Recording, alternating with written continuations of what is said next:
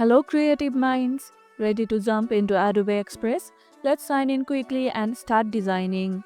First, open the Adobe Express website or launch the Adobe Express app on your device. Now, this will take you to the sign in page. Choose your login method.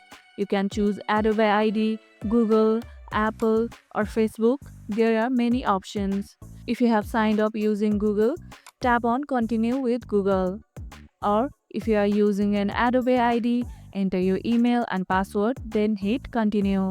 If prompted, complete the two-step verification for extra security. And that's it. You are now inside Adobe Express, ready to create stunning designs. Forgot your password? Tick Forget Password to reset it and regain access. What's the first project you are working on? Let me know in the comments. If this tutorial helped, hit the like button, share it, subscribe, and leave a comment below.